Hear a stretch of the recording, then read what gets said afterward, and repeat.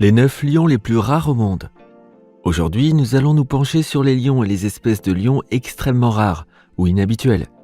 Certains lions ont une apparence très spéciale et d'autres ont fait des choses spéciales. Numéro 9, la coalition des lions de Mapogo. La coalition des lions de Mapogo était un groupe de lions sud-africains mâles qui contrôlait la région de Sabi-Sand dans le parc national Kruger. La coalition est devenue célèbre pour son énorme pouvoir et sa domination spectaculaire sur une superficie d'environ 70 000 hectares. On pense que les Mapogo ont tué plus de 100 lions et lionceaux en un peu plus d'un an. À son apogée, la coalition était composée de 6 mâles. Le leader Makulu, Rasta, Scar, Pretty Boy, Kinky Tail et Mr. T. Le plus vieux mâle Mapogo, Makulu, n'aurait aucun lien de parenté avec les 5 autres lions. Dans les premiers mois de l'année 2006, les 5 jeunes lions et Makulu ont quitté leur groupe. Ils devaient désormais se battre par eux-mêmes. Mais ils augmentaient leurs chances de survie en restant ensemble. En grandissant, ils ont pu abattre de grandes proies comme des hippopotames, de jeunes rhinocéros et même des girafes. Pendant la chasse aux buffles, Kinky Tail et Mr. T étaient souvent très agressifs. À plusieurs reprises, le groupe est entré en contact avec d'autres groupes de lions, mais a réussi à les pourchasser ou à tuer les autres mâles alpha. Après avoir éliminé toute concurrence, les Mapogo contrôlaient 8 groupes de lions. Numéro 8, le lion des cavernes. Le lion des cavernes eurasiatiques est une espèce éteinte, apparentée au lion, qui mesurait environ 3 mètres de long. Elle a vécu en Europe et en Asie du Nord au Pléistocène. Cet animal était un puissant prédateur et se nourrissait entre autres d'équidés, de cerfs et probablement de charognes. Tout comme le lion d'aujourd'hui, ce félin tuait sa proie en l'étouffant ou en lui mordant le cou avec ses crocs courts. Le lion des cavernes était considéré comme une sous-espèce du lion ou du tigre. Des études génétiques récentes ont démontré qu'il était plus proche du lion, mais qu'il s'agit d'une espèce distincte. Numéro 7, le lion du Cap. Le lion du Cap est une sous-espèce du lion qui se trouvait autrefois dans la province du Cap, au Natal en Afrique du Sud. On dit que les mâles avaient des crinières très épaisses, de couleur sombre, qui leur couvraient la tête, le cou, la poitrine et tout le ventre. Depuis l'année 1865, aucun lion du Cap n'a été aperçu. Un spécimen empaillé est exposé au musée de Wiesbaden et un autre est conservé dans le musée naturaliste de Leyde. Les visiteurs ne peuvent le voir qu'accompagnés d'un guide. Le lion du Cap était décrit comme très grand, avec des oreilles présentant une bordure noire et une crinière noire qui s'étendait au-delà des épaules et sous le ventre. Le zoologiste américain Edmund Heller a décrit le crâne du lion du Cap comme étant en moyenne plus long d'au moins 25 mm que celui des lions équatoriaux, bien qu'il soit relativement étroit. Il considère que le lion du Cap est clairement plus grand que les autres lions d'Afrique. Numéro 6, Sizanani. Sizanani faisait partie d'une portée de plus de 20 petits. Mais en décembre 2007, le père de Sizanani a été tué par la légendaire coalition de lions Mapogo. De nombreux lionceaux ont été victimes de ces attaques, tout comme plusieurs lions adultes d'ailleurs. Le frère de Sizanani a subi une blessure grave à la hanche et il l'a aidé à survivre. C'est de là qu'il tire son nom, car Sizanani signifie « travailler ensemble ». Fin 2012, son frère a été tué par d'autres lions. Sizanani s'est alors enfui vers le nord. Il a acquis une notoriété légendaire dans la région, car il réussissait à tuer des buffles adultes tout seul. En août 2013, il a donné naissance à sa première portée de petits. Malheureusement, elle a été tuée par d'autres mâles. Sizanani a alors disparu et tout le monde a commencé à supposer qu'il était mort. Et puis, du jour au lendemain, il a fait son retour. En septembre 2014, il est réapparu après des mois d'errance en solitaire, ce qui lui a valu son surnom de lion fantôme. Numéro 5, l'hygre. Le lygre est issu du croisement entre un lion mâle et une femelle tigre. Les lygres connus à ce jour sont nés de la manipulation de l'homme, soit génétique, soit en plaçant tigre et lion dans un même enclos. Dans la nature, les lions et les tigres ne se trouvent généralement pas dans la même région. Un lygre ressemble à un grand lion avec des rayures de tigre. Comme les tigres et contrairement aux lions, les lygres aiment nager. Comme de nombreuses espèces hybrides, les lygres deviennent plus grands que les 2 animaux parents. Tous les lygres mâles connus à ce jour sont stériles. Les femelles lygres sont généralement fertiles et peuvent se reproduire avec un tigre ou un lion.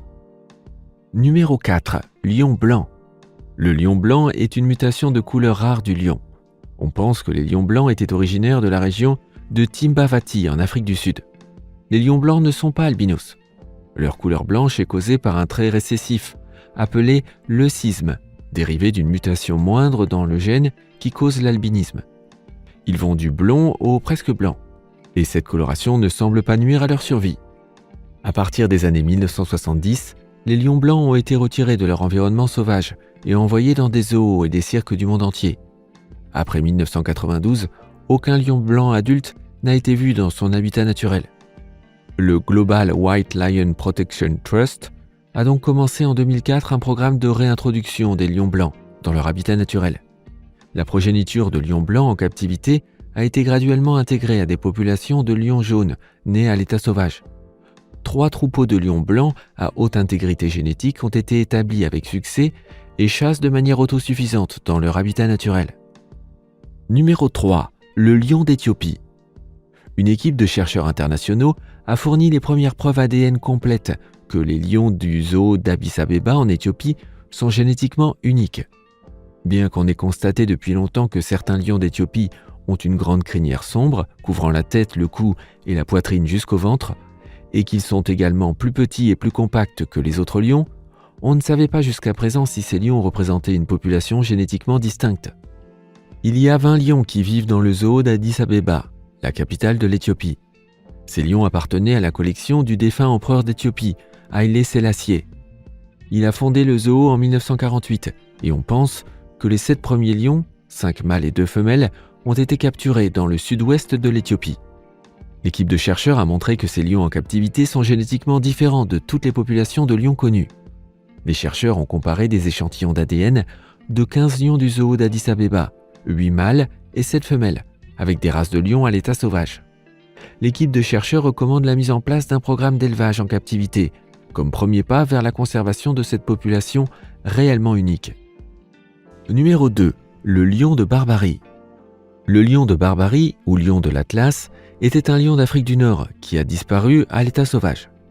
Il existe des spécimens connus en captivité, supposés être des lions de l'Atlas ou des descendants. Ce lion a vécu dans toute l'Afrique du Nord, du Maroc à l'Égypte. Le lion de l'Atlas était un lion imposant à la crinière longue, essentiellement noire, qui couvrait la tête, les épaules et le ventre de l'animal jusqu'à l'aine. L'arrière de sa tête était élevé, il avait des jambes courtes et une poitrine profonde.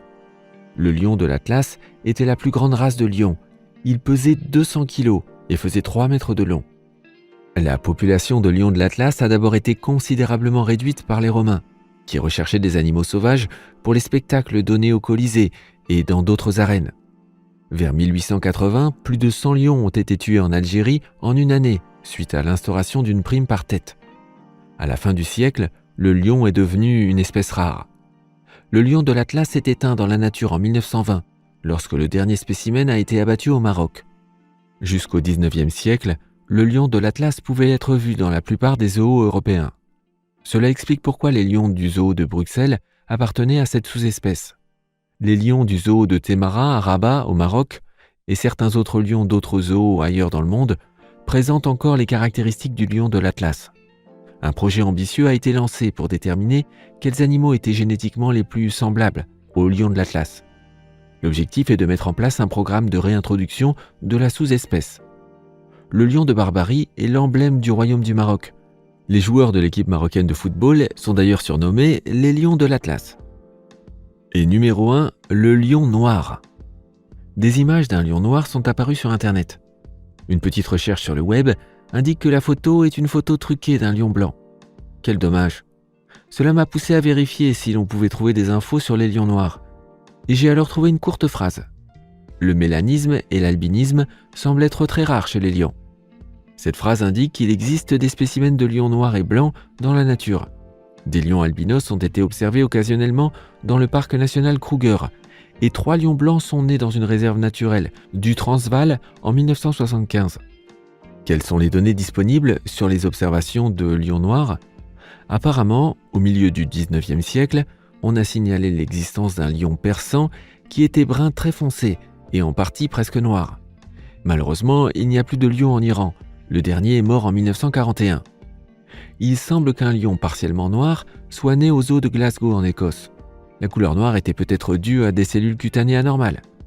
Une lionne noire a également été signalée dans la brousse africaine. Des troupes entières de lions bruns foncés ou noirs ont également été signalées, ce qui indique qu'il pourrait s'agir d'un trait génétique. Par conséquent, la conclusion est qu'un lion noir pourrait exister, mais qu'ils sont extrêmement rares.